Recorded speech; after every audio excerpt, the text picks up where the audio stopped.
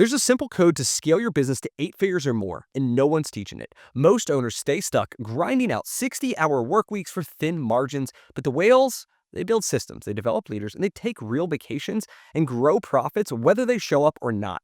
And after building a $50 million a year business, I've identified 8 principles that every whale lives by. I call it the 8-figure code. We build teams to create freedom. So we develop leaders who can run the business with or without our daily involvement. We don't just hire more employees who are all just followers. Most owners accidentally buy themselves a job. But the real unlock here is developing people who think and act like owners instead of people who are followers. Now, a follower is going to escalate every issue. A leader is going to solve it before you hear about it. I used to be the bottleneck in everything, right? So everyone had to come to me for every decision, every purchase, everything. And I realized I could only do so much, and my entire day was filled with other people's problems. And then I changed the question to say, from how can I do this faster to who can help me with this? Who can own this? And then I built systems to automate as much as possible. I gave people responsibility. I gave them trust. And I was able to develop people from within who now run the show. And then I also hired people from the outside when I needed a talented person who we didn't have on our plate. I can now disappear for weeks at a time, and our business continues to grow and thrive because I am not the linchpin anymore, and I've built an awesome team around us. Freedom doesn't come from delegation, right? Delegation is like you just give somebody and you expect them to do it. It comes from development, right? The difference is delegating, it comes to you and you dish it out. Development is when your team is able to identify and solve an issue and it never even reaches you because they've already done it. So if you want to build an 8-figure business, especially in a service-based business like a franchise that I'm part of, you need to build a strong team around you. Otherwise, you're always going to buy yourself a job and be in the weeds. Number 2 is we prioritized cash flow over equity. We build businesses that generate consistent cash distributions every month, not just theoretical exit value. I don't care what my business is worth until someone wants to buy it or I need to sell it. Equity is locked in, right? Equity is a value that's on a spreadsheet somewhere, but cash in your bank every single week is what you can run your lifestyle on, right? It is how you pay your mortgage. It's how you support your family. It's how you live your life. And there are some people that want to build a business that chases a big exit, right? The next software company, the next crypto scheme or whatever it is. And while there will be some people that will hit it big, they will hit 8 or even 9 figures. They have not taken a penny out of the business since then. And many of them don't make it at all. And the whole thing fails. I don't like to play the lottery. I don't like to make those bets. Instead, I'd rather just stack cash every single month and enjoy my life while I'll build. So I take conservative distributions from the business, like whatever I believe it can afford, and then I bank the excess profits.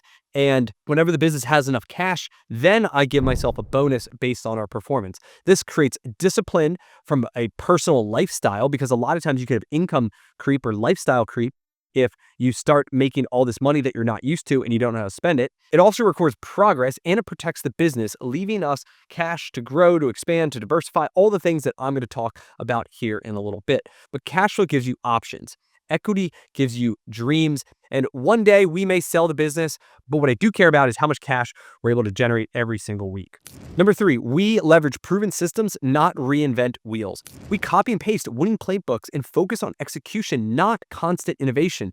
Everyone has ideas. Ideas aren't valuable. It's execution that is. So I don't chase creativity, I chase results. There will never be a Beers Tire and Auto. I don't care that I may not end up on the cover of Forbes magazine every day, but that's fine. Like, that's not my goal. My goal is to make money. Just show me how to make money and I will do it. And that's why franchising works so well for me, because somebody else already built the system. They built the playbook. My job is to hire great people and hold them accountable for executing on that playbook. It keeps it really simple. So I don't have to worry about a ton of things that other business owners have to worry about. I have to worry about the thing that makes me the most amount of money, which is execution. So many people just waste time wanting to be original. I just want to run a profitable business, right?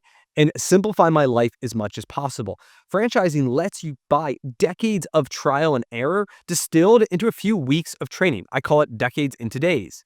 And so while other people are inventing, I'm executing. While they're figuring it out, I'm working on driving cash flow, sales, hiring better people, developing my team. All that makes growing an 8-figure business easier.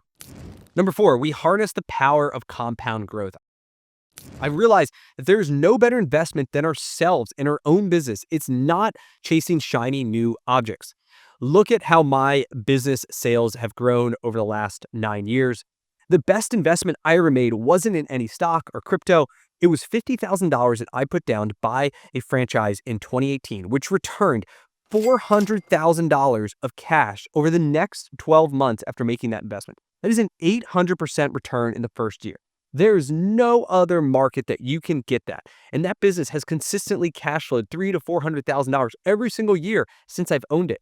And what did I do with that money? Did I take it out of the business and go buy a fancy car? No, I used that money as down payments to buy 8 more locations over the next few years. And I took that money to buy more. That is how I grew my sales so quickly from 2020 to 2023. You can see I went up $20 million in revenue because we did a bunch of acquisitions. I was able to afford those acquisitions because I had cash flow from my business. I also had the track record. I had banks. I had seller financing. I was able to put all these deals together because I was confident in my execution. And I had this system of generating cash and reinvesting it, right? Wealth is created by concentration. Building a bigger business gives you the payroll to hire better leaders. See number 2. And continue to grow because you build this muscle. I see people make this mistake all the time where they have a business and it's got to a certain size, but they're still the one in charge. And then all of a sudden they're opening up a second business and now they are broken. Their attention is split between these two different things and they don't have strong leaders in each. And now both of them suffer. Their original business maybe is stagnant or goes down. And then the new business isn't able to grow as fast as it should because they don't have somebody running it. I know this because I made this mistake many years ago where I was the main person driving it forward and it split my attention, and our auto repair business, the one that has created all my wealth, stagnated, and my other one eventually it lost like $300,000 or $400,000. I had to take money out of one business to pay the other. And so sometimes we see that the grass is greener on the other side and then we realize it's fertilized with bullshit and it doesn't work. And so if you're serious about building an 8-figure business, the fastest path to that isn't chasing something new. It's doubling down on what you already have and just continuing to get better and stronger and quicker and faster. It is the biggest mistake I ever made was getting distracted in these other things. And now we have key leaders in these businesses and they are growing faster than ever. Number 5, we build diversified multi-unit portfolios. We have multiple revenue streams across different units, markets, and now brands to build a strong defense, a strong moat, rather than relying on a single location. Now, you just heard me say that you should stay focused on your existing business, and now I'm talking about multi-unit here. But there's a couple key distinctions. Number 1 is multiple units, multiple markets. Let's focus on that first. So my auto repair business, we started just in Philadelphia, just 15 minutes apart for every location. And then eventually we expanded into New Jersey, about an hour and a half away. Same exact business, just different market, different atmosphere. What happened during COVID was pretty amazing because we had some locations in the city stores that didn't give a F about COVID and they were thriving. We had locations in the really rich sections of town where people were super freaked out and not getting their car fixed. Jersey reacted completely different than Pennsylvania, right? And so even though we had the same business, because we had multiple markets, they reacted different. And so if we had only had New Jersey or only had rich stores, we would have been in a lot worse situation than we ended up being because we had a more diversified portfolio. In certain submarkets, we have stores that set records. We have stores that are losing money. And it all balances out in the end because you continue to kind of grow as a group. And so building a portfolio is powerful. That is the point of a multi-unit. Now, when talking about multiple brands, the only way I do it now is if I have an equity partner in the brand and that person, it's 100% for that person and they are driving it forward. And they would succeed with or without me. Right. And the other ones, I was the person driving it forward. Now, all of our portfolio companies, that's not our core business. I am a partner in it and I have another rock solid partner who has equity. And for them, they are building an amazing business that will make their family a ton of wealth, an 8-figure business for themselves that I'm going to help accelerate because of our systems and our strategy and our money and everything that I can provide to make it happen. You also want to be strategic here. It's not about chasing every opportunity that comes up. It's about strategic diversification. It's about doubling down where your strengths are, right? For me, it's been in franchising. So now we have multiple franchise brands, but they all run in a similar way. We use similar vendors. Our back office is similar. I'm able to promote leaders from one thing to the next. There's a lot of synergies in everything that I do, even though it may seem like a lot, because now we have a portfolio of companies. And so I'm working now to play offense through concentration of growing individual brands with great leaders, and I'm playing defense by having multiple brands that are in different industries, different markets that help give me peace of mind in terms of our profitability and what's possible. Number 6, we tap into support networks so we're never alone. We build relationships with other successful owners and not try to figure out everything ourselves, right? Building a business can be lonely, especially when you break the mold of what's normal. It's possible you're going to quit your job to launch a business. Your coworkers aren't going to understand. Your existing friends, your family, your neighbors, like everyone might think you are the craziest person to quit a great job and go off and buy a business, get into a franchise, like whatever it is. And so you need to surround yourself not with people who bring you down and tell you you're crazy, but people who inspire you, who lift you up, who challenge you to think bigger.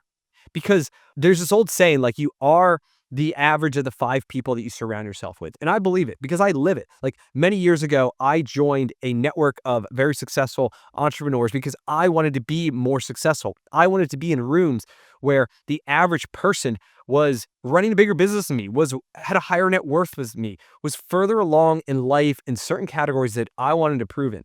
Instead of me being the smartest person in the room, like I wanted to surround myself by other people who would help me get to where I want to go. And so you have to invest in that. That costs money to be in those rooms because those rooms aren't open to anyone. They aren't open to tire kickers. They're only open to people who are serious. And when you join a franchise network, you're also going to have the community of other franchisees, other business owners all around the country who are operating the exact same business as you. And everyone believes that rising tide lifts all the boats. And so they're going to share best practices, challenges, and all these different parts that has made their business successful. And if you figure things out, you're going to share it too. And so this is part of the reason that I created the 8-Figure Franchisee. It's a private community for franchisees across industries so we can cross-pollinate the best ideas from every franchise brand. And we can talk about things that many franchise systems aren't talking about or not allowed to talk about when it comes to hiring people, to cash flow, to compensation plans, to investments outside of their brand. No franchisor is going to help you figure out what's the best next brand for you to diversify into, right? They're not going to help you negotiate a seller finance deal with your neighbor, but we are. So it's all part of this environment that we want to build strong communities that help each other grow and push us to new levels. Number 7, we create a positive impact on our communities.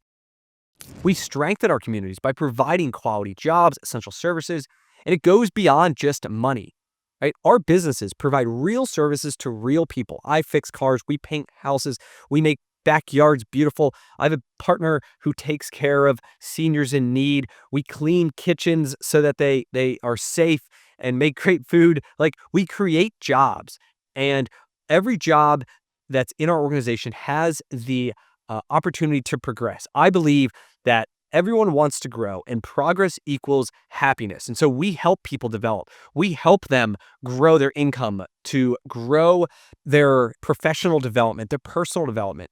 And profit matters, but legacy does too. And I want to be proud of what I've built. I want to be proud that we have taken people in our organization from a maintenance man making $14 an hour who has now grown to a managing partner of one of our stores who gets a percentage of the store's profit and now has unlimited income. Like that is an amazing story.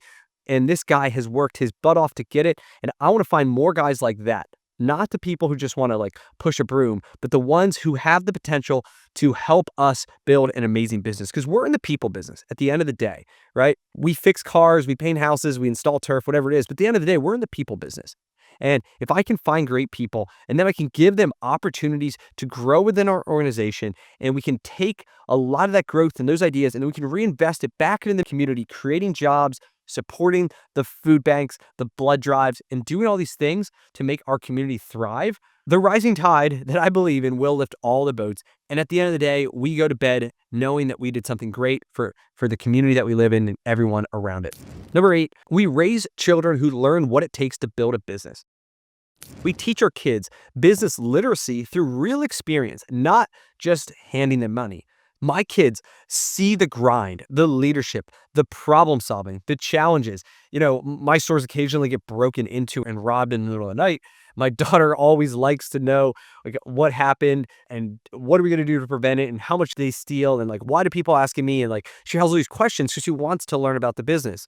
And now that we're homeschooling her, I am teaching her all this stuff that I know the school's not going to teach her, and she can travel with me and she can learn what it takes on how we generate leads, how we handle customers, how we manage our money, how real business works. And I'd rather give them an ownership mindset so that they know what it takes and they can build their own business rather than a passive income. Because the real legacy isn't in an asset. It's in the belief. It's in about capability. It's like giving your kids a better life than what you have. Like I am very grateful that of my parents. My dad was an entrepreneur. He was a franchisee. There's a lot I learned in kind of being in that environment, which, I give credit to the speed at which I've grown, not because of money, but because of everything that I've learned and how to do it and how to handle it. And so I'm teaching my kids the exact same thing very intentionally, probably more intentionally than anybody else. And I'm really excited to see what they're going to build because at the end of the day, like we're all doing this for our families. And I'm just super excited to kind of get them involved, especially now as, my younger ones kind of get older and can absorb a lot more of this business stuff. And I'm going to help her start her own business and go from there. So anyway, if this code resonates with you, you might be a perfect fit for the 8-figure franchisee community. We are building the most driven group of franchise operators in the country. People who say, just give me the playbook and show me how to make money. Just copy and paste, right? There's a link below if you want to apply, and be on the lookout for more videos diving into each one of these topics in more detail. And I'll see you on the next one. Cheers.